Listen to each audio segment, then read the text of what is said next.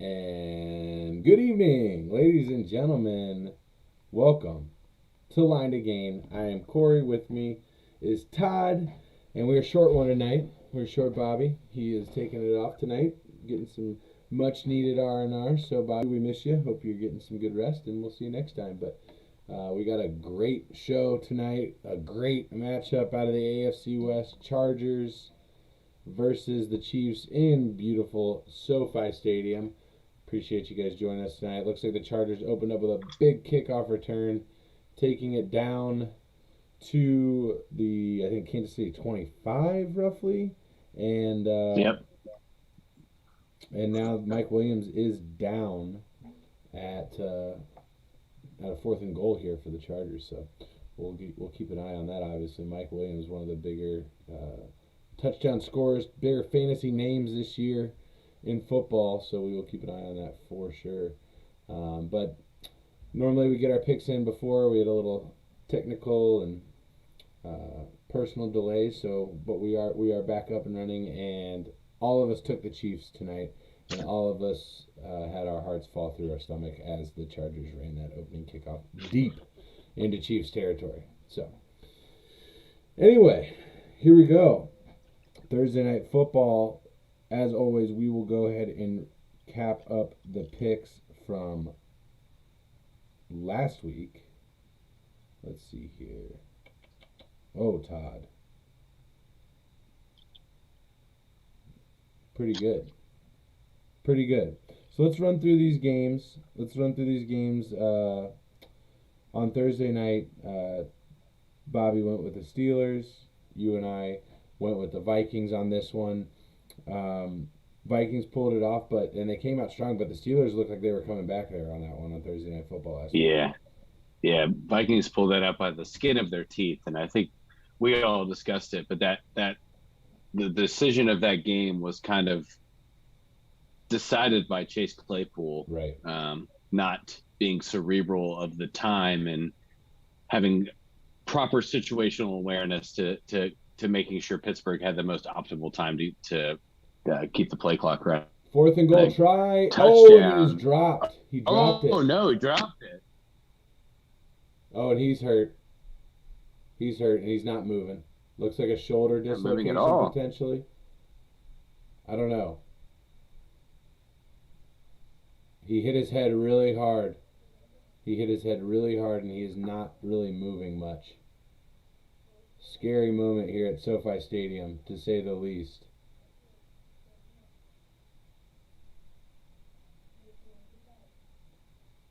If you guys are watching on at home on Fox or the NFL Network,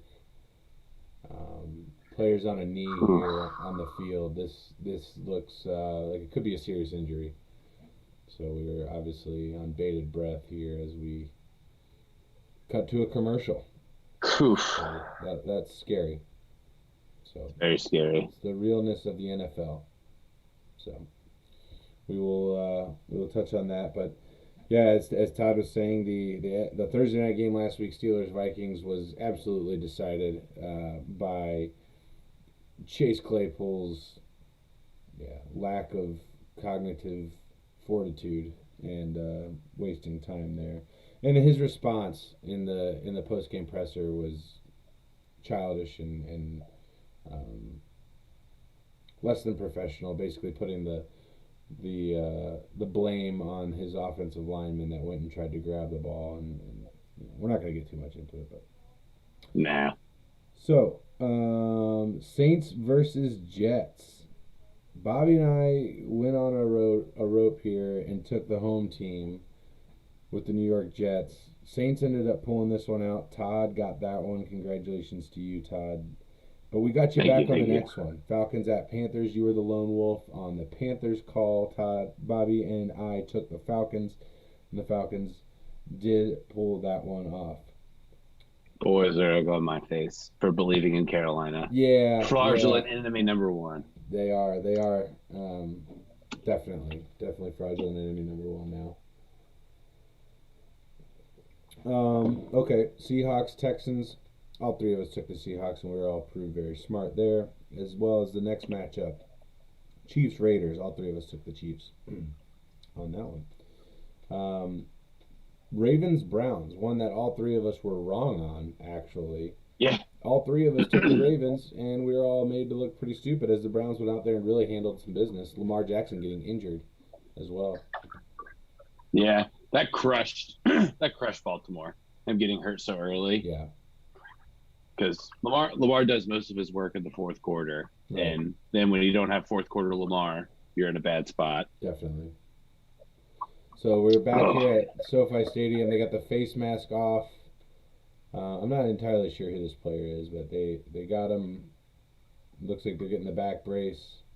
He is moving his fingers. He's squeezing. Yeah, he's moving his fingers. That's good. So that's positive. It could be a slip disc. It could be, I don't, a slip disc sucks, but in the grand scheme of things, when you're considering paralysis and things like that, that could be it. We saw Trey Hendrickson go down with a back injury. Obviously waived off the cart last week. We'll talk about that game here in a little bit, we kind of already touched on it on Tuesday, so maybe not. But we're looking forward as a podcast tonight into next week. So, but it ended up being back spasms, and he's a full participant today in practice. So we'll get in more into the Bengals matchup later tonight. But so yeah, I definitely agree. In terms of Lamar going out early, definitely a hindrance for that Ravens offense. The next one, Cowboys versus the Washington football team. Bobby, the lone wolf on this one, and it hurt him. We're gonna say that a couple of times tonight, I feel like. Took the Washington football team as the home team. The Cowboys absolutely went in there and just ripped them apart. Todd, you and I took care of business on that one. I'm not sure if you were able to catch that game at all. You know what? I actually didn't get to watch that game, but I watched the highlights, and injuries kind of hurt. I mean, not having Terry McLaurin most of the game hurts Taylor Heinicke because now, and they also don't have Logan Thomas, so he just doesn't have any targets. Mm-hmm. Antonio Gibson is not a 40 touchback, so they're just that offense is hurting for certain. Yeah, hurting for certain. I love it. Okay, next one, Jacksonville Jaguars, which we will be talking about that tonight. Versus we will. The Tennessee Titans last week. All three of us took the Titans. All three correct. Lions Broncos. I was the lone wolf on here. I tried to rep the home team.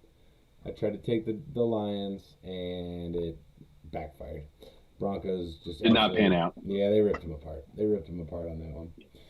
The next one, Giants versus Chargers. Another one of the teams playing tonight. All three of us with the Chargers. All three of us correct. Niners Bengals. All three of us Bengals. All three of us incorrect. As we're back here at SoFi Stadium, it looks like the team's gathering around. Again, I don't know who this individual is that's hurt. Forgive me for being ignorant to that, but they do have him on the stretcher. Everyone in the stadium. Donald Parham Jr. Donald Parham Jr. is down. Okay. Everyone in the stadium is standing, looking around, somber, and we just really, really hope that this is precautionary and no real injury. He's moving his arm pretty good there. He's lifted it up. He seems to be breathing pretty heavily there, but he's got his arms up. Everybody wants a thumbs up. That's what everybody wants. He's not going to get one, so I really, really hope that this is not as severe as it seems. And the hardest That's scary. The hardest thing right here is being the Chiefs' offense. Absolutely. Sorry. It's really tough to come out and especially like offensive linemen, a big part of the game is firing off, and to go from needing to be reflective and respectful rather of what's happened, and then be like, I need to murder the man across from me, like to be able to. Yeah, you gotta switch the gear so fast. Yeah, it's borderline psychopathic. Okay, so yeah, all three of us were wrong on the Bengals Niners. We went into that on detail on Tuesday. If you guys have questions or want to hear our opinion on something on the Bengals Niners game, drop it in the chat. But don't plan on going too far into that one right this second. Bucks Bills, all three with Tom Brady and the Bucks. All three of us were correct there. Bears Pack. Barely. Yeah, barely, right? Bears Packers Sunday Night Football. All three with the Pack. All three right. All three with the Cardinals on Monday Night Football, and we were way wrong on that one. Right. The Rams went out and handled business, and Matt Stafford looked great. He looked phenomenal. So we're gonna get a flag here on this one. Probably gonna be a holding penalty coming back on the Chiefs. Aaron Donald played out of his mind too. Yeah, he typically does that from time to time. So I mean, it's primetime Aaron Donald. When he gets on like a Sunday night game or a Monday night game, is just a different breed. Well, and that's what the star players do, right? That's what the best players do. Pretty typically, Aaron Rodgers at night in Lambeau, something, the list goes on. Tom Brady in a primetime slot. These guys just perform well when the lights are on, and that's why they are who they are. So yeah, it does look like it's going to be a holding penalty. Backing them up here, 1st and 18 for the Chiefs. So like I said, we all took the Chiefs on this one. Todd, is there anything specific that you're really looking for in this matchup that you're either excited to see? Do you have any fantasy implications? I don't. I've been eliminated in both of my leagues, and I'll vent on one after you kind of give your insight here. Yes, I'm pouring wine. Yeah, so I have two players, one of them in 2 leagues. That is Travis Kelce. And then I also have Tyreek Hill in another league playing tonight. Both decent football players. Yeah, both pretty good. Both were very early picks for me. In one of my leagues, I am the lowest seeded playoff team with a less than 500 record. So I have a feeling that my road ends tonight or this weekend. Tonight. Okay, nice 14-yard catch there for Travis Kelce. So I don't know. They're getting him involved early. I need a myriad of miracles. That's how I describe my fantasy woes. In my other league, I was in first place, and I had Derrick Henry and Calvin Ridley. So probably not going to win in that one either. A prescription of a plethora of perfect performances.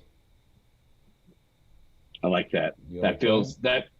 I'll be honest with you. I got a little goosebumpy when you said that. I thought you were gonna say you got a little boner.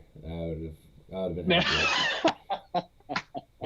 Maybe both. Stay tuned. This is a PG-13 show. Keep doing what you're doing.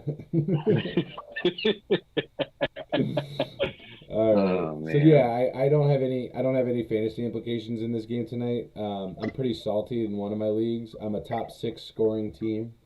So obviously our league is a 12-man league. If you're in and I'm sorry if I'm going to offend you, but it needs to be said. If you're in anything other than a 12-man league, step it up. Come to the big boys and get in a 12-man league.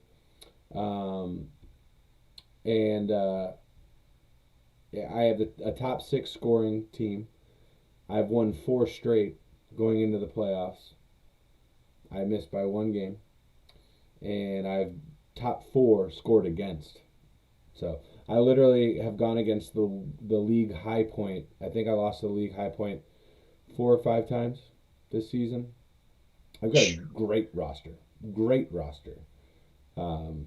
Mixon and Aaron Jones are my running backs. Matthew Stafford's my quarterback.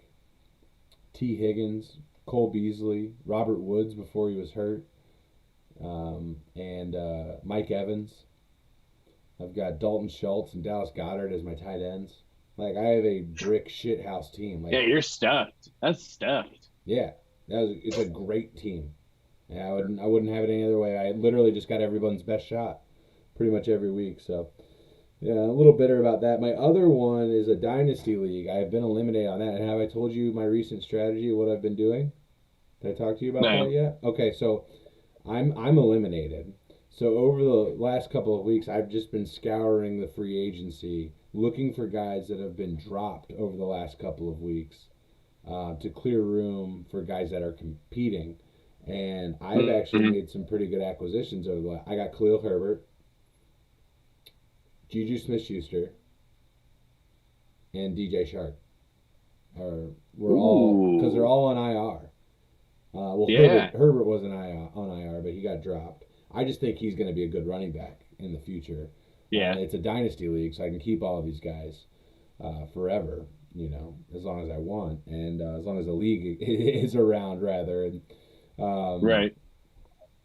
so yeah, I was really really happy. The Chiefs are just absolutely mowing down on this drive. By the way, I don't know if you guys are Yeah. tuned in right now, but Tyreek Hill's been very involved. Yep. It's going to be a long night for this Chargers team if Tyreek Hill and Travis Kelsey are this involved this early. It's only a sign of things to come. And Brandon Staley's a great defensive coach, so I would expect that there are going to be adjustments to be made. But I think Andy Reid's going to continue to scheme to make sure that you get these players involved early. So the Chiefs here in the red zone, 1st and 10 at the 11. Mahomes dropping back, shotgun going for miscommunication. He thought Kelsey was going to go up to the top there, and he missed him. So, all right, should we get into picks for this week?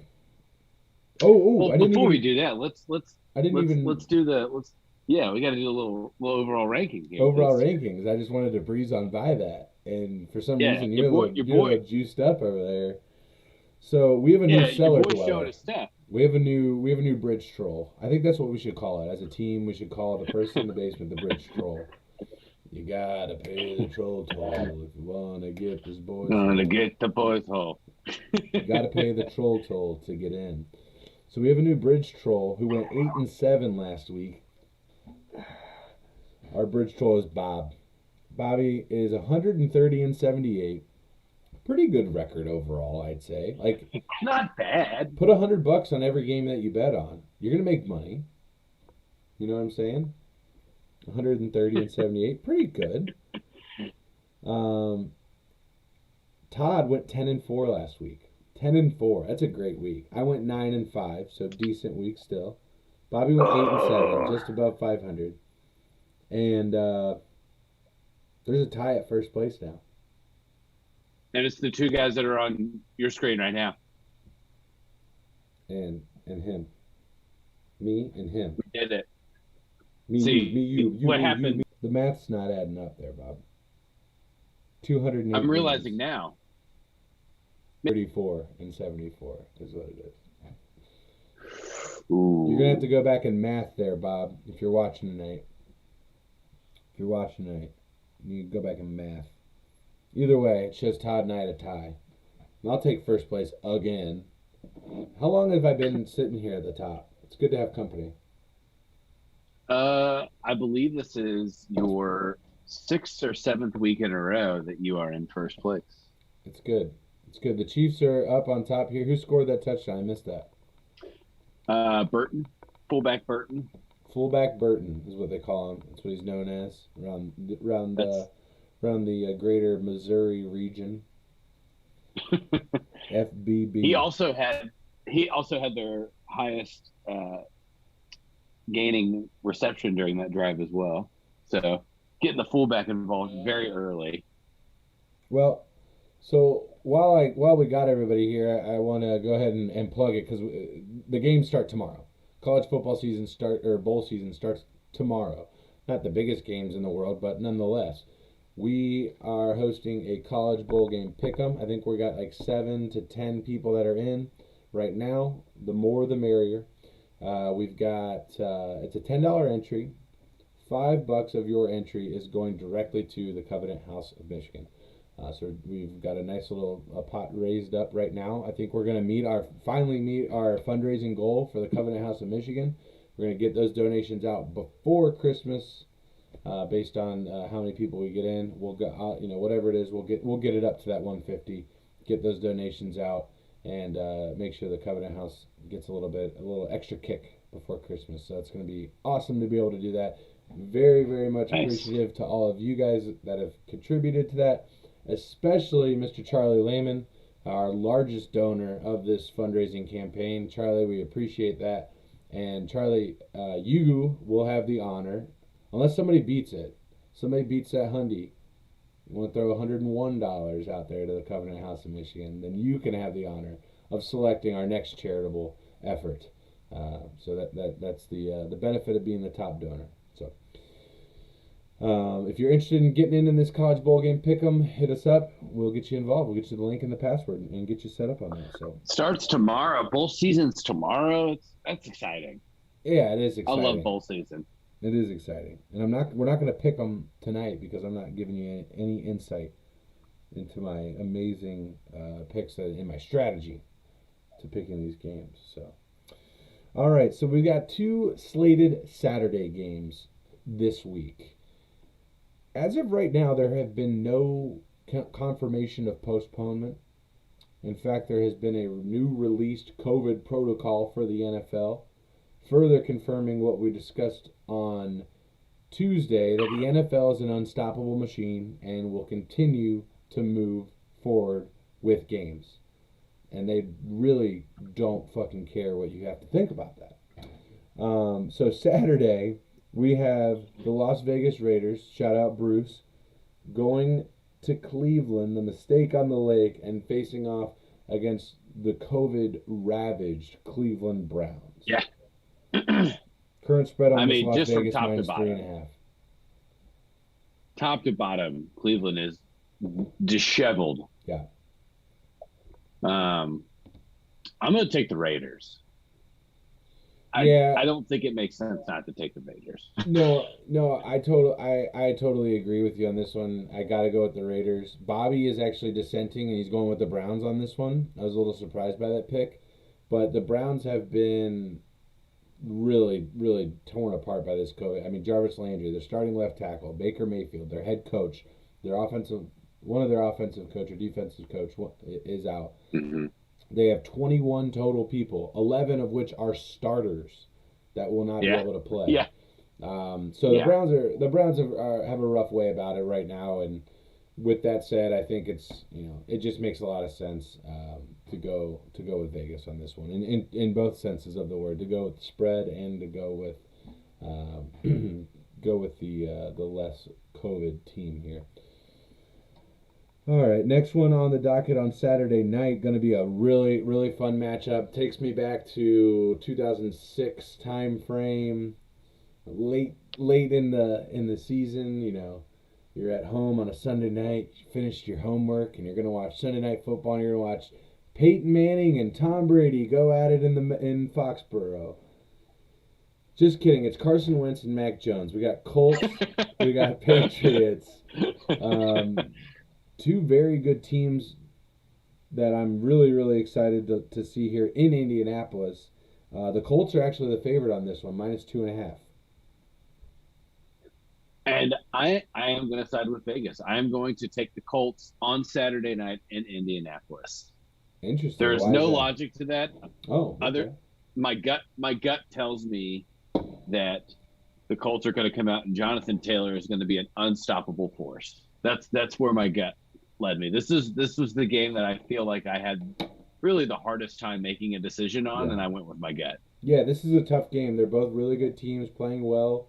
Like you said, the Colts run the ball really well. Carson Wentz is starting to get some things together there for the Colts.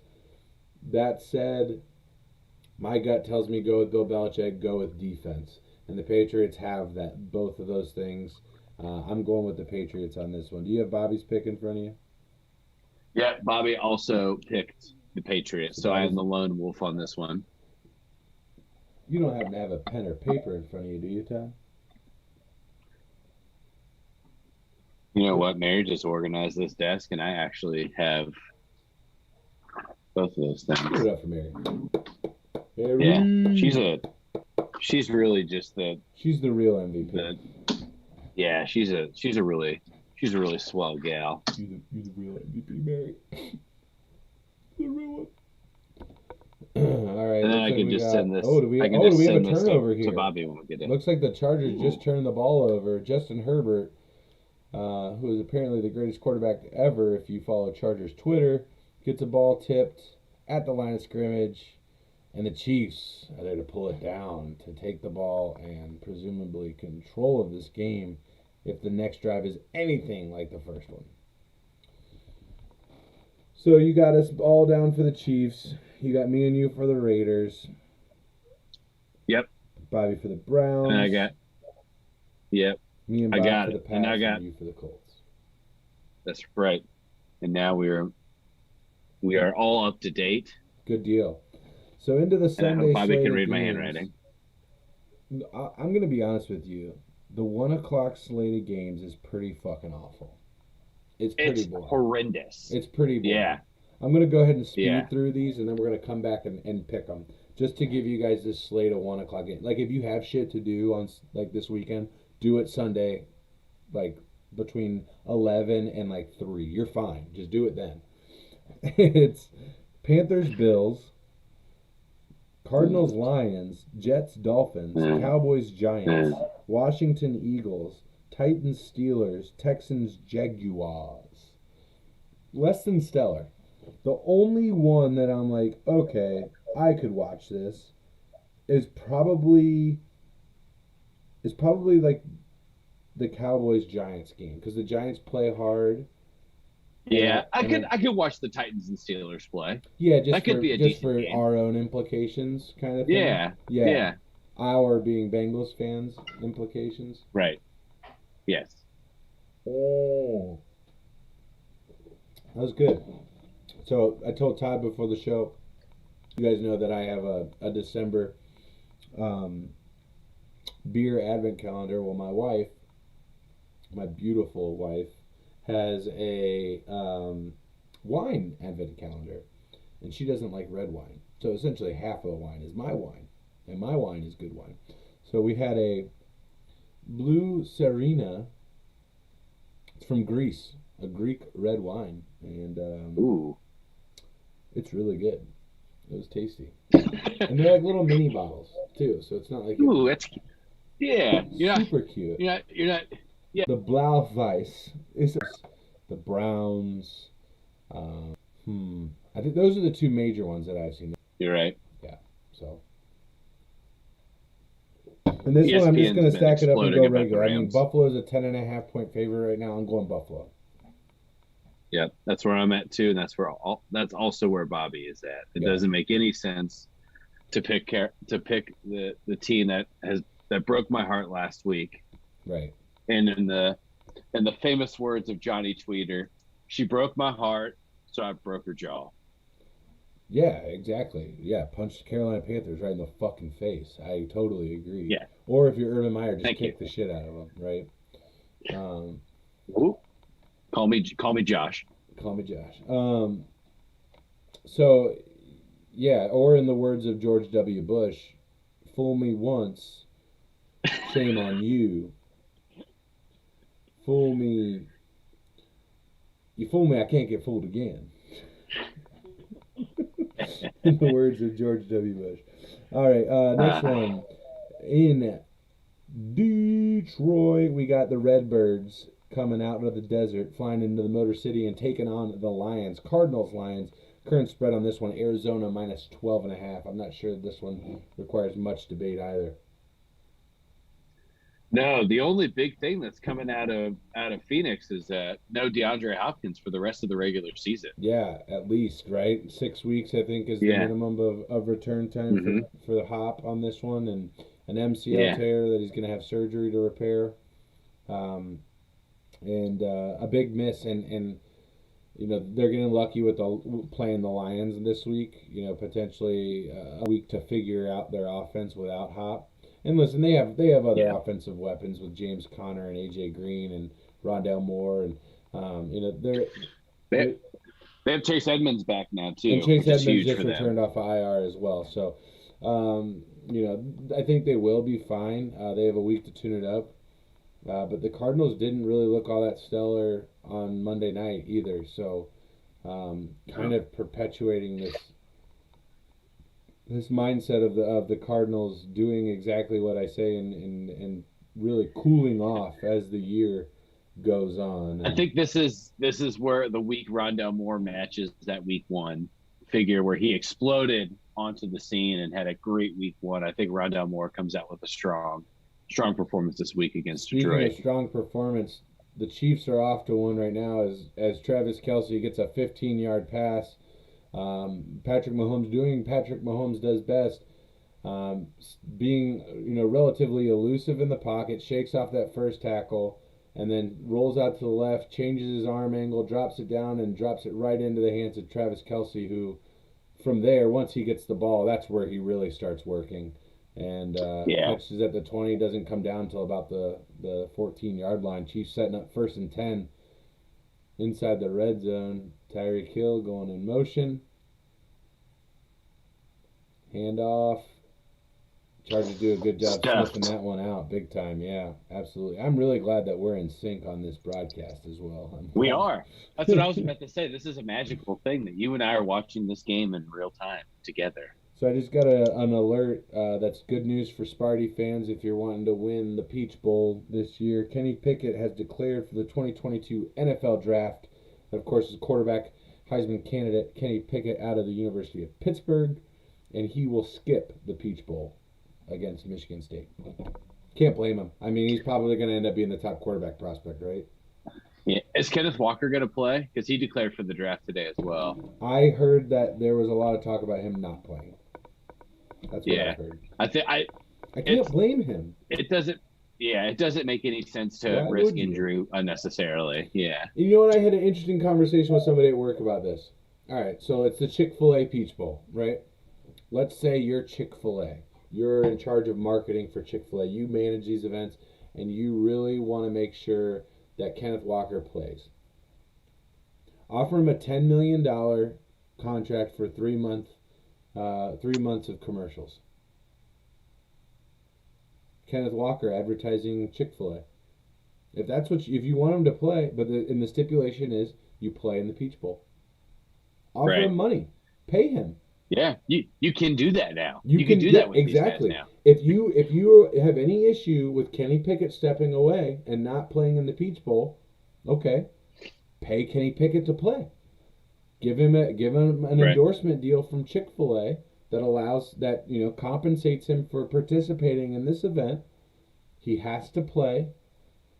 He has to play 60 snaps. That's very easily done. Yep. That's not even a full. That's 3 quarters. Exactly. For it's not even a the full college football game. Exactly. Yeah. And that's why you put it at 60 snaps, because if Pitt's blowing them out or Michigan State's blowing them out, the coach would sit him anyway. Right. You know what I'm saying? Give him a signing bonus. $3 million of this contract is due at signing. The other $7 million is done at completion. And if you wear a Chick-fil-A T-shirt during your interview post game, you will kick in another $300,000.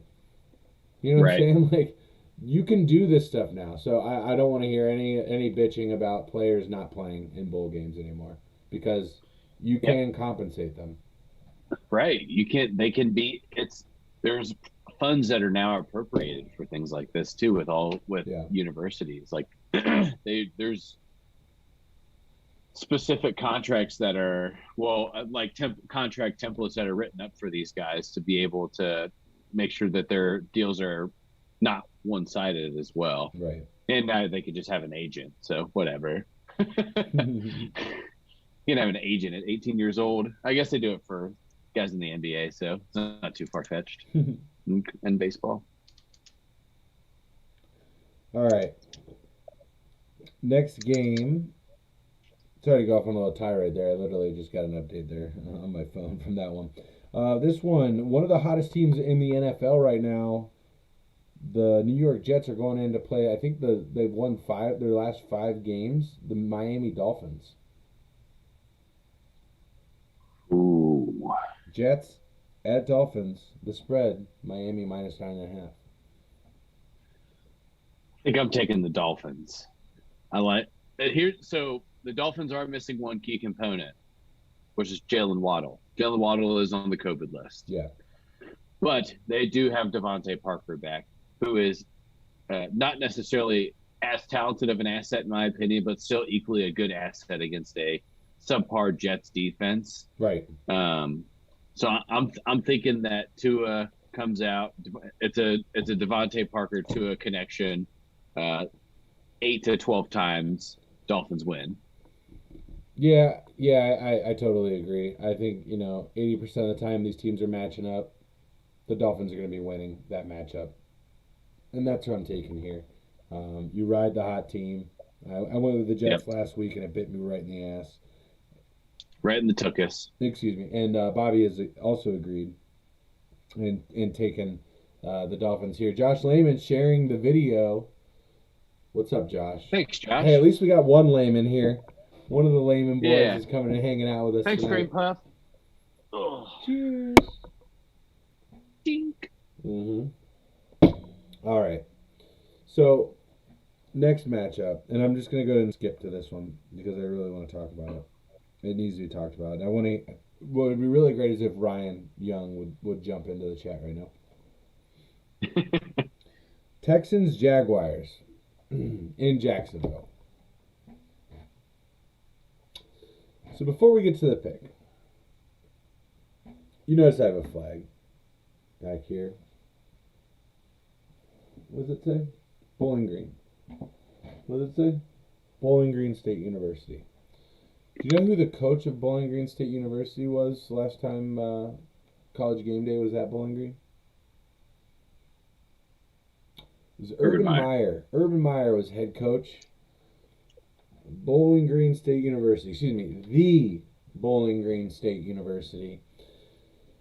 Do you know what a report came out and said today? That Urban Meyer, to his coaching staff at the Jacksonville Jaguars, he said, "You all fucking suck.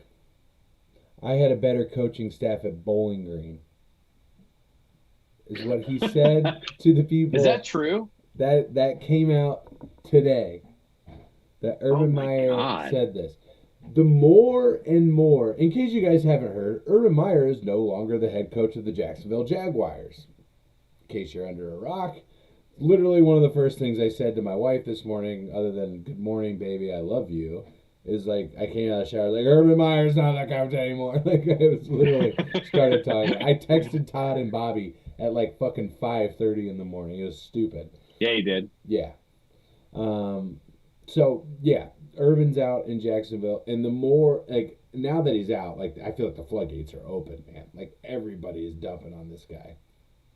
And from what it sounds like, it couldn't be happening to a worse person. Like Urban just seems like a pile of shit, and like he deserves to like get piled on. I don't know. What are your thoughts? Dan Orlovsky said it the best. He said it the best today. Have you seen what Dan Orlovsky No, said? no. I generally, I can't deal with him and Ryan Clark that early in the morning. There's too much. Like I require 3 cups of coffee before I'm even really a person. So him and Dan Orlovsky, and Ryan Clark, they're a little too much for me that early in the morning. So Dan Orlovsky, and I can quote him because I watched the clip shortly before we got on. Okay. Urban Meyer's just a bad dude and a bad NFL coach. That's all he said about him. And Ryan Clark just went there and just sat there, just everybody's just shaking their head in distinction. Like, yep. That's Dan Orlovsky said the simplest but most accurate thing. Urban Meyer's a bad guy, and he's a bad he was a bad NFL coach. He will never coach in the NFL. Here's the thing. I don't know that the latter is true, but I feel like the prior makes the latter true. Does that make sense? Yeah. Like in the NFL, you can't be a dickhead. Like in college, you can be an asshole. Look, Dabo Swinney is currently a head coach. He's a dick. Like there's no other way around it. Dabo Swinney sucks. He's not a good guy. Like he's a douchebag. Right? Brian Kelly, piece of shit human. Very good college football coach. Yeah. Urban Meyer, vile human. Excellent. One of the greatest recruiters of all time. You can't argue that. Yep. Now that's not to say that those are traits that make you a successful college football coach, but it doesn't hurt you. I can say that. The NFL, however, is not built on recruitment. It's built on relationships. It's built on trust. It's built on communication. It's built on investment from in here. Because if you don't have that, you don't have anything. And Urban Meyer, So when you're in college, you have that carrot dangling, and specifically when you're coaching at Utah, Florida, Ohio State. What's the carrot dangled in front of these players week in, week out? What's that carrot in front of them? It's the NFL. The Yeah, NFL is constantly dangled in front of these players. So they have no choice but to give their all and perform. In the NFL, I fuck you. I'll go somewhere else. I really don't care. It's you're an right, employer in a right. community of employers, right? If Trevor Lawrence is like fuck the Jaguars, I'm out. He will get signed like that. Yeah, yeah. So go ahead. I've been It's a rambling. Go true ahead. testament. Yeah, no, it's a true testament to um, kind of the thing that we've alluded to multiple times, that college coaches don't always equate to being a good NFL coach, and more often that's not the case. And this is a perfect instance of that. And I think that I actually think I'm going to use the term bully for Urban Meyer. That's what I Yeah. see him as. I see him as a big, stupid bully that doesn't like when things aren't Urban's way. I mean, Right. this whole Josh Lambo thing, true or not, if that actually happened, he's just a shitty guy, right? Like, Yeah. you don't kick a kicker in the leg, regardless of if it's he called it a 5 out of 10. Even if it's a 3 out of 10, you don't kick your kicker in the fucking leg. That's dumb. And then you'll say, hey, dipshit, make field goals. Thanks, coach. Hey, dipshit, Anything make your else? kicks, or yeah, something like that. Yeah. Yeah, yeah, yeah. Hey, dipshit, make your kicks. And then Josh Lambo defended himself, was like, hey, don't ever fucking do that to me ever again. Yep. And Urban Meyer's rebuttal was, I'm the fucking coach. I can do whatever I want. That's crazy. Yeah. That's crazy. And if that is true, and Jacksonville's kind of covered it up, and I'm sure at this point now they're like, nah, screw it, let's just let it rip. But like, if that really happened, if that interaction is true, what a shitty guy. It's just a shitty guy. And I'm thankful that they didn't play the rest of this season with him as their head coach, because I don't think they win anymore. And then I think what you just said, they lose. Trevor Lawrence goes to the front office of Jacksonville and says, hey, either fire him or keep me. Those are your Right. two options. And they made the right decision by getting rid of him. And my segue to this is that they go out and they smoke the Texans. Really? That's what I think happens. Wow. Yes, I think that with him not at the helm and him not making decisions, I don't think Trevor Lawrence is going to turn into fucking Mike White against the Bengals and throw 4 touchdowns. But well, he's not James playing Robinson, the Bengals, so there's right. that advantage. Yeah. So He James looked Robinson good against gets the to go to Bengals work. for what it's worth, but go ahead. Yeah. Yeah. James Robinson gets to go to work. Yeah. The play calling isn't through Urban Meyer anymore, who made through way too much. Yeah. Yeah. And now you can use your workhorse appropriately. James Robinson is equipped to be a 30 carry a game guy. He's built for that. Yeah. And they don't do that at all. Mm-hmm. In fact, they throw to him like 30% less than he runs the ball. That's ridiculous. Right. He's 6'2". Like, give him the football. And so I think they come out. Which is an insane height for a running back, by the way. Yeah. He's like 6'1" or 6'2". Yeah. If I walked up on James Robinson, I'd be like, yo. Right. And you and I are both like 6'4". So yeah, that's a scary guy. Yeah, so I think that the Jaguars come out aggressive, and I think that they score quickly and they score often in the first half, and then the hey, dad's not watching us anymore facade kind of subsides, and then it just goes back to normal. Yeah, it'll be interesting, and typically, like, you saw this the week after John Gruden was fired, right? The Raiders rallied, and that's kind of one of the things that I talked about when we were making picks for that week is typically there's a locker room connection, and they will rally together. Common enemy, we've all been through this together. They'll rally together and and make a charge to be victorious. I can see that. Just on paper, though, the Jaguars are better than the Texans. Like, they're just a better football team. The Texans are just not good. Yeah, they're really bad. They're really, really bad at football. The current spread on this is Jacksonville -5. I think this is the only time Jacksonville's been favored by 5 points all year. And I'm gonna go. I'm gonna go with the Vegas line. I'm gonna go with the Yeah. Jaguars. I'm gonna continue to go with that narrative of, the Jags are gonna rally around, kind of, similar. Daddy's gone, or our abusive father has left, and we're free and it can be us now. And Right. Daryl Bevel is gonna be assuming. He's going to be assuming play calling and head coach duties. Daryl Bevel, if you are from Detroit, you understand that Daryl Bevel was the offensive coordinator under Matt Patricia in Detroit. He also assumed those duties when Matt Patricia was out. So, the he's got some experience in doing it. So we will. Yeah. The shoe fits for him. Yeah. And Bobby on this one has decided to go He's with the Jaguars as well. We're all three on the Jag. I think yeah. this is the first time all year all three of us has taken the Jaguars on one pick. It's a Yeah, monumentous event. absolutely. So moving on to the next game, one of the games that I actually feel like I will be watching in terms of, because I think the Giants are going to cover on this one, but it's in New York. We got the Cowboys traveling to New York, division matchup, the NFC East. Cowboys taking on the New York Giants. Todd, who you got? Well, so before I give my pick, Justin Herbert with a 2-yard run into the end zone. Congratulations. Now 10-6. So my pick for this game, solely based off of my lack of faith in New York, and I believe Mike Glennon, right? Is Mike Glennon going to Sounds start right. again this Yeah, week? yeah, sounds right. I'm going to take Dallas. I'm going to take Jack Dallas. Mike Glennon. Yeah. But I know Mike I Glennon. believe Pollard's out with COVID on COVID. I believe Yeah. Pollard will not play. But here's the thing.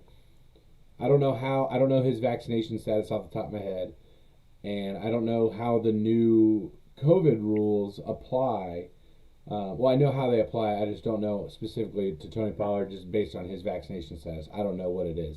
So basically, they will continue to test you, and as long as you are not symptomatic, you can come in and play. So basically, the Yep. NFL has just been like, we're fucking playing, guys. Sorry. Like, I don't know what to tell you. Yeah.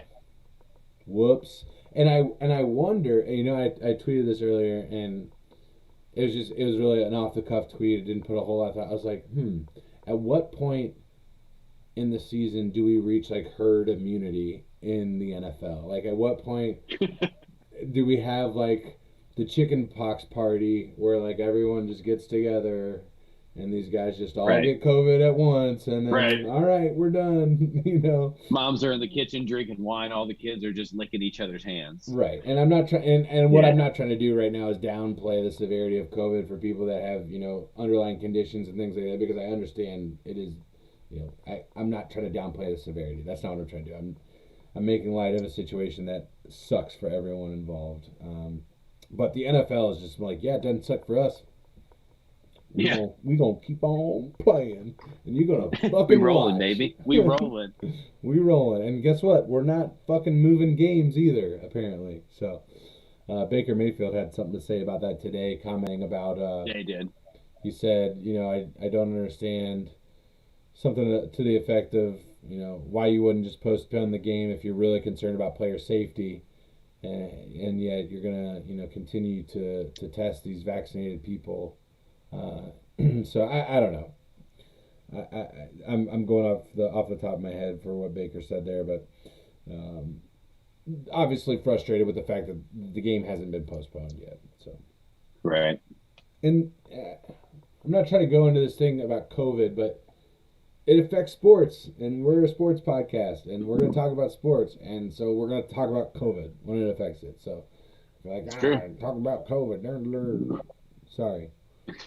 Welcome to 2021. So this one, I think we're all on the Cowboys train. I'm pretty sure. See you, senor. Yeah, we're all on the Cowboys. That one's pretty easy. This one, you got the Eagles taking on the Washington football team. Eagles 9.5 favorite. Todd, who you got? Well, You just said it. Washington is a little bit in a rut right now. Yeah. Jalen Hurts will be playing this week, coming off a bye week. I believe one of the three members of our podcast said, "When in doubt, go with the team that's coming off the bye week." That was That would be you. me. I'm giving Yeah. you credit. I'm going to take 74% the of the time, the Philadelphia bye week Eagles. team wins. Yeah. So, ipso facto, I'm taking the Eagles. Ipso facto, so am I. Yeah, I'm going with the Eagles on this one. They're a better team as well. Yeah. Yeah. And I think Washington's got the COVID. There's potential for limitations as to who's going to be able to churn out and play. So I'm going with the Eagles on this one as well. Also, Philadelphia has 11 running backs, so they should be fine. It's NFC East week. All NFC East matchups this week. So again, Sure. A lot of people make jokes about the NFC East. The NFC least. There's a lot of really bad football teams for a long time in this division, and that's fair. You do have three Super Bowl champions out of that division over the last 15 years, I think. I don't even know if you have to go back that far. Really bad throw there by Patrick Mahomes. Also looking at McCole Hardman down the side, tried to drop it in underneath the safety and actually just went too far. And the safety didn't play that one very well, but the thing about the NFC East is that over the last 16 years, you will have a new champion every year. There hasn't been a repeat for 16 years. It's pretty exciting. That's pretty crazy. Fun. Yeah, it's fun. It's literally just a clusterfuck, and it's fun to watch every year. Boy, is that fun. Love it. Okay, next one. Todd, this is our last 1 o'clock. This is the one that you were most interested in checking out, and it's probably the most interesting game from a Vegas betting standpoint. It's literally a pick 'em. We got Tennessee going on the road into Heinz Field, taking on the Pittsburgh Steelers. I don't know who either team really is, to be honest with you. Who you got on this one? Yeah, so I think your illusion there, or what you're alluding to there, is accurate. Those are two teams that have lost their identity, right? And two teams that are kind of just scraping. I mean, it's literally just a week to week dogfight to put a team on the field with some chemistry, right? Because that's a big part of football is chemistry. And one has been through a failure to address so you said lost their identity. The Steelers' identity is defense. The identity of the Titans is running the football. The Titans lost theirs because Derrick Henry got hurt. He got hurt. It happens in football. It's hard to replace Derrick Henry. Mm-hmm. The Steelers have lost their identity on defense because they haven't addressed defense for a long time. Sure, they got TJ Watt. Where else is they signed Minkah Fitzpatrick? Anybody else? That's it. That is it. So the Steelers, inability to address that has been self-imposed, in my opinion. In this matchup, I have to go with the team that's shown me more over the year, and I got to go with the Titans. Yeah, so I'm also going to go with the Titans, and I think that I don't think Pittsburgh could put together 4 good quarters, right? That's been a very consistent trend for them. Yeah. I mean, the first half of that game last week was an absolute shit show for Pittsburgh. It really was. It really was. It was very bad. And without Chase Claypool last week and minus his blunder, Pittsburgh doesn't really get back into that game. Right. So I am going to take the Titans, but I think this is my least confident pick of the week, though. It's literally a pick 'em in terms of the Vegas spread, so that makes a lot of sense. Oh, and by the way, Tennessee just happens to have the best record in the AFC. Which the AFC is literally a garbage disposal. Everyone's getting chewed up and spit out and thrown into the septic tank, and then they rise up and evaporate into the sky and start all over again. That was a graphic novel. We will be split on this one, sir. Bobby took his. So his Bobby homer took the pick. Steelers, so that means the Steelers we're destined to be right. Because every time Bobby takes the Steelers, they lose, and every time he picks against them, they win. He literally has just written his own destiny in taking the Steelers. Yeah. He is assured that his team will lose. Probably needs to do something about that James Harrison jersey that he wears every Sunday. Oh, just switch it out. That's why. Switch it out. Yeah. So the 4 o'clock slot offers a few more optimistic opportunities for us for football. 4 o'clock slot. We've got the Bengals, Broncos, Falcons, Niners, Seahawks, Rams, Packers, Ravens. That's the 4 o'clock slot. The first of which will actually be broadcasted here in Detroit. And I can't wait to be able to watch it on TV and not use my subscription to NFL Sunday Ticket. Josh Lehman with a comment, go Steelers. Cool. The Bengals are traveling to Mile High and taking on the Denver Broncos. Todd, Where what Denver is a two. I'm sorry? Denver is a 2.5-point favorite. Right yes, now. yeah. So you get 3 for being at home, is what they say. So Bengals are technically the favorite on a neutral field. Go ahead and give me some insight to the game. What are you looking at? So, I have very little concerns with Cincinnati being able to take care of business in Denver, and here's why.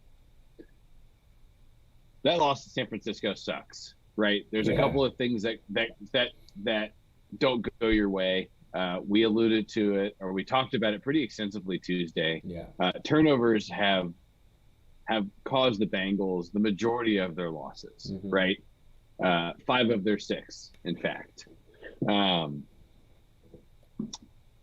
I believe that some of those problems have been addressed. You know, Darius Phillips, unfortunately, being injured causes the punt return issue to be addressed. Sure. Yeah, well, he's on the IR, injured. We'll call it injured. Free paycheck. Joe Burrow has also recognized that, I've thrown a lot of interceptions this year. I've made some young mistakes, but and one of the things we didn't talk about, sorry to interject here, but one of the things we didn't talk about on Tuesday was that Joe Burrow in that first half, I didn't like it. I didn't like the play that he had. He looked uneasy. He looked rushed. Now, albeit this might have been the worst performing offensive line that we've had all season. This might have been the worst. They played really, really poorly. And Joe Burrow was all over the place. Rushing throws, making really, really bad throws, bad decisions, head scratchers. The one where, it was Tyler Boyd kind of stopped on the route and it was tipped by the linebacker, and then Jamar Chase was just there and made the catch. That was a terrible. That was actually play. One of his worst. Yeah, I think that was his worst throw of the first half. Yeah, it was bad. It was bad. So, but he had made a couple of those where he's just like, throw the ball, and it's part of that. Again, Joe Burrow is literally only like 3 games into his second season, technically speaking, in terms of games played in the NFL. So he's starting to. He still has the learning curve argument is still there for Joe Burrow. It's going to continue to be there for the next year and a half, in my opinion. So he's starting to take those steps. What he really needs to learn is when to throw the ball away. Just throw it away. But at the same time, the devil's advocate to that is that Joe Burrow is most effective off script. That's when the magic happens. And you saw it on that tiptoe touchdown as Jamar Chase trotted across the back line of the end zone. It was a synchronization between the two and that off-script chemistry that allowed Joe Burrow to make that play. But you kind of saw some frustrations on some plays where he didn't have that with C.J. Uzomah. He wanted C.J. to cut up the sideline, and he didn't do it, and Joe just had to take the ball out of bounds. So, it comes with time, and I think it'll continue to get better for Joe. But you're saying you're not concerned at all with the the turnovers or anything like that going into Denver? No, I'm much less concerned. I mean, I think I constantly think about that the Bengals turn the ball over basically, let's just call it a rounded 3 times a game. Right. And traditionally, 2 of those 3 turnovers lead to points for somebody else Well, on the typically board. on a kickoff or a punt. Yeah, yeah. So I think the big thing is there's no Nick Bosa in Denver, Right. right? Right. And he was a man of chaos last week against the On Bengals. both sides, I've he never lined up seen on the left against Jonah Williams, lined up on the right yeah, against Riley Reef. He was all over the place. yeah. I've never seen anybody in the backfield more than he was against the Bengals. Yeah. I'm serious. I mean, it felt like he was constantly on Burrow's heels or in his face or just on Mixon or Perrine in the backfield. Like he just was always there. And you know, I think it's I don't get P Ryan. Sorry, it's okay. I'm sorry. I think I said it wrong. It's okay. I don't give a lot of Ohio State players credit. I'm throwing up in my mouth a little bit as I make this statement. Nick Bosa is in my opinion, a top 3 edge rusher in football. And that game was my seal because we just don't, being on the East or being in an Eastern time zone, we just don't watch a lot of San Francisco football unless they play at 4:00. Yeah. And this was the 3rd time I've got to watch him this year, and every game that he's been on the field, I'm like, this guy. Yeah. Nobody touches him. Nobody can stop him. He's a freak. There's a reason he was drafted when he was, and he's affected change on the defense, and that's why they were hurt so bad when he was hurt, right? That's why they were so ineffective when he was out. So. No, I tend to agree. I tend to agree with your analysis on this, and honestly, the Bengals have faced some of the best pass rushers in football all season. Yep. And it makes sense for Joe Burrow to be one of the more sacked individuals in the NFL right now, and they continue to be very, very competitive. And I heard a nice piece, and it's kind of like. It's kind of like a loser's victory, but I'm going to take it. We have meaningful football mid-December. Meaningful Bengals games mid-December. We're not talking about the draft. We're not even looking at it. I mean, we're kind of glancing over at that center from Iowa right now. Kind of looking over and glancing at Sauce Gardner out of the University of Cincinnati. We're looking at some of these prospects, but we're focused on Bengals football mid-December, and that's a step forward, and we have to be excited about Absolutely. that. So, yep, you're right. So I'm very happy with that, and we're not facing anything like we faced on the interior specifically for the Denver Broncos. They have nothing in terms of what San Francisco has on the defensive line, and so you're talking about Joe Burrow working. I think we see a big game out of Joe Mixon. I think we see a very big game out of Joe Mixon. And if you see that, then you typically see a good game out of Joe Burrow as well. Yeah. I mean, let's be honest. You see a good game out of Joe Burrow most weeks. He's Pro Football Focus's 2nd-rated quarterback in the league right now, behind the GOAT, Tom Brady. Tom Brady's number 1 for Pro Football Focus. Joe Burrow, number 2.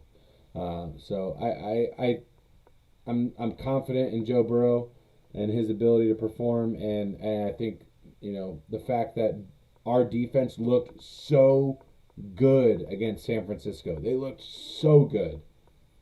I think when you go against an even lesser firepower of the Denver Broncos, I think they're gonna shut them down. They're gonna shut them down hard. Yeah. And I think the Bengals win by 2 scores on Sunday in Mile High. I'm very confident going in this one. Denver's a 2.5 favorite. I'm hammering the Bengals money line. Hammering. Christmas bonus on the Bengals money line. Just saying. Oh, think about your children. Bobby agrees with us, and he's riding on the Bengals. I like it. The next one, the team that we just talked about, and how well they're playing, the 7-6 San Francisco 49ers playing host to the 6-7, surprising 6-7 Atlanta Falcons. I was very hard on the Atlanta Falcons going into the season. I said they were going to be dog shit. You were. They were going to be a top 5 pick. I'm willing to admit when I was wrong, and I've been wrong. At least they're a subpar team. I still fully believe that. In no way a Yeah. contender, but they're Yeah. roughly 500 right now, and I'm surprised by that. Yeah. San I Francisco though, look, 9.5 point favorite. I think that just to touch quickly on what you're saying about Yeah, Atlanta, that offense is still powerful, yeah, and there are still weapons on that side of the ball. Their defense is bad. We've talked about that every week. Atlanta's defense is awful, yeah. but Matty Ice still has a Still winging it, man. little bit of that trickling in his veins. Is he a trade? Is Cordell he of Patterson is like 10. trade bait right now? Do you think he's somebody that should flex his muscle and get the fuck out of Atlanta? What do you think about that? So I think that's interesting that you say trade bait because I think that he is better suited as a rookie quarterback inheritance for Atlanta, right? I think Atlanta should generously provide him some additional funding so that because there's a very good chance that Pickett ends up being available where Atlanta can pick, right? Yeah, Because here's the fact of the fact of the matter for those of you that are looking at the draft. This is a very defensive line, offensive line heavy first round. There are going to be a lot of linemen taken in the first 15 picks. absolutely. Atlanta probably picks between numbers 10 to 17. Let's call it. Let's say they finish 7 and 10. They get somewhere in the middle there. Yeah, Pickett will be available. yeah. And that's not a bad move for Atlanta to take another big, powerful arm similar to Matt Ryan.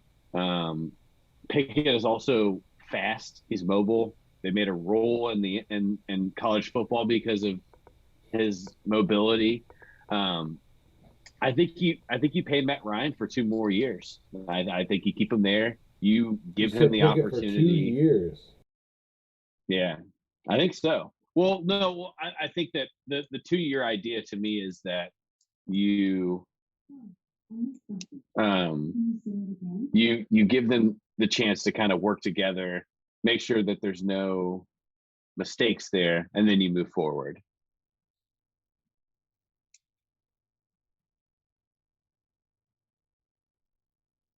Uh-oh. Looks like we lost Corey here. Should be back in here shortly.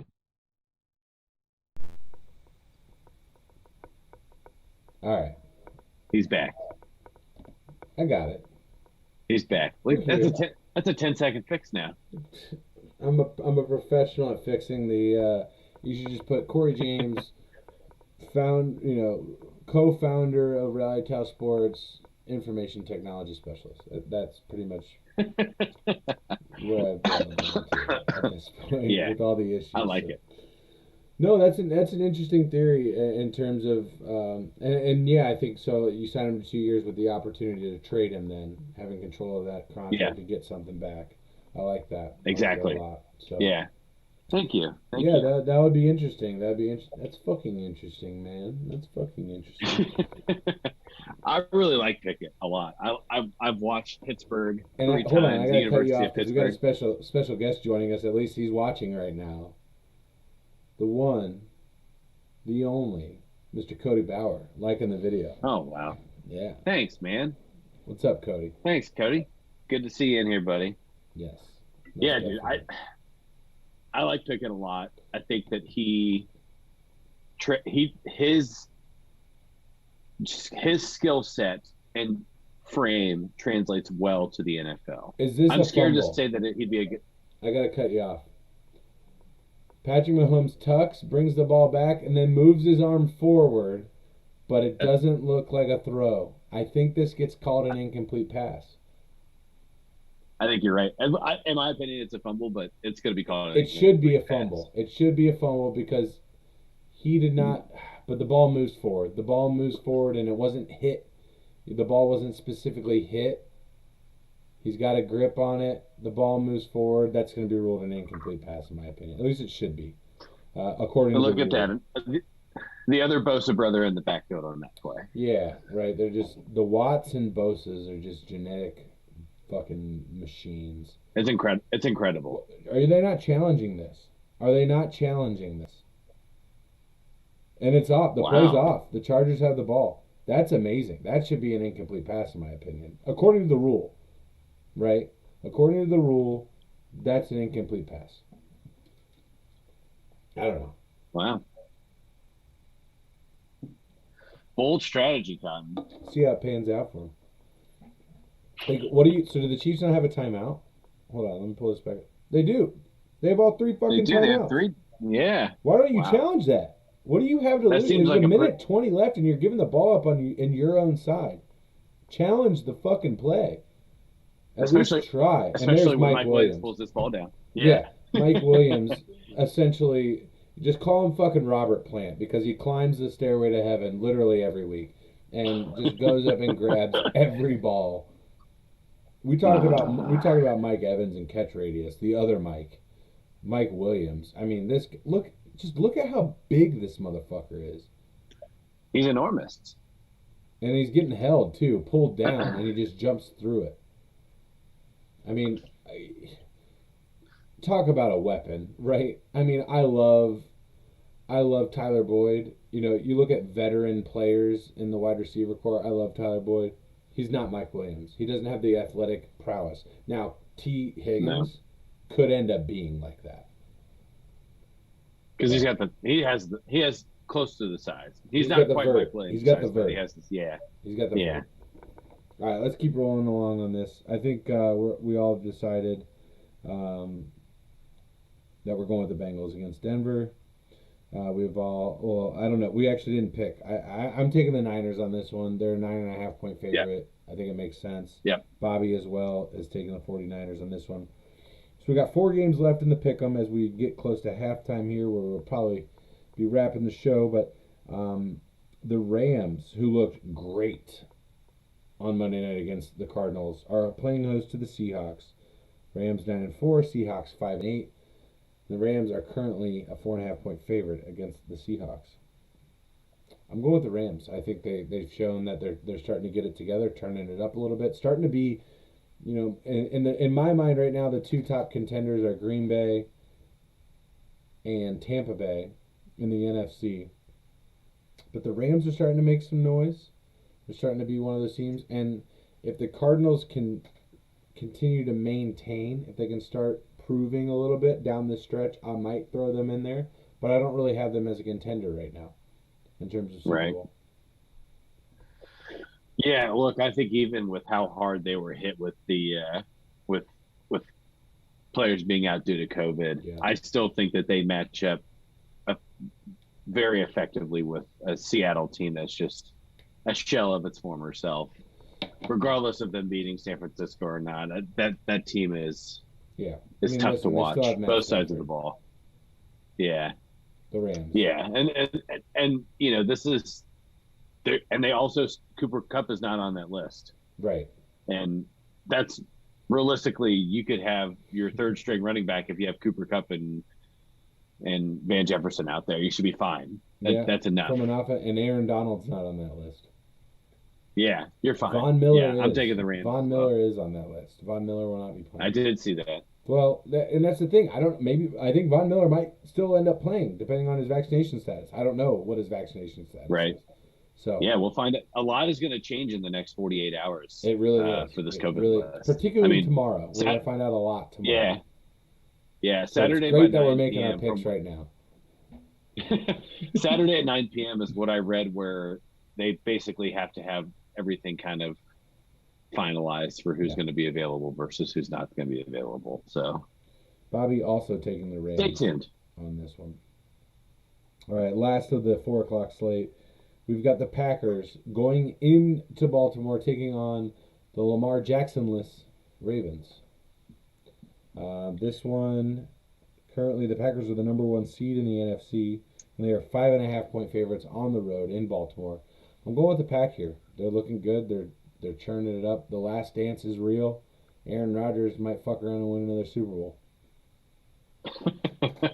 I think you're right, man. And look, I am not impressed with Baltimore. Baltimore is not. No. That record does not allude Nope. to what's going on for that team. I think that this game shows what the Bengals are actually capable of when they put a full game together. Yeah. Because this game will not be as close as the Packers and Bengals game. I think you're right. I think Aaron Rodgers is having a little last dance for romance. Wants to mess around and put a ring on it. Yeah. And there's a good chance that they get there.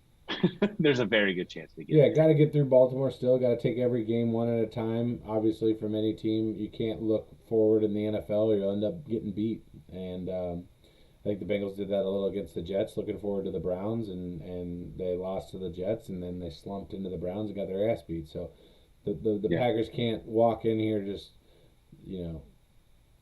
coasting, but, Aaron Rodgers at the helm, I don't think that they will. And I agree with your sentiment about the Ravens in that they're not necessarily a super strong team right now, especially without Lamar. So it's a pretty easy pick for me to take the Pack on this one. When we get to Sunday Night Football, which last year this is a marquee matchup. Be really interested to see it. This year not so much, but still going to be a fun game to watch. Because anytime you get Tom Brady in the prime time, you always got to watch. And it's Bucks playing host at Raymond James Stadium to the New Orleans Saints. So Taysom Hill, I believe, starting quarterback still for the New Orleans Saints. Buccaneers, however, opening as 11-point favorites. That's stout. That is a stout number. It's that might be the largest spread of the week. Let me just confirm. Oh, excuse me, Lions. No, Cardinals are 12.5 on the Lions right now. Oh, yeah. Look, I don't think it's going to be that bad, right? Like, it's December. It's Tom Brady. They're done fucking around, in my opinion. There's games where you're like, well, he could lose to a subpar team. Those games are over, in my opinion. Tom Brady rolls here. Bucks win by 2 scores. I'd take them at 9.5 for sure. Yeah. And then I unintentionally wrote down TB12 for the first, for my pick. Because I don't know how that happened. That was a subconscious move there. Wow. Yeah. The TB12 is speaking through your cerebellum.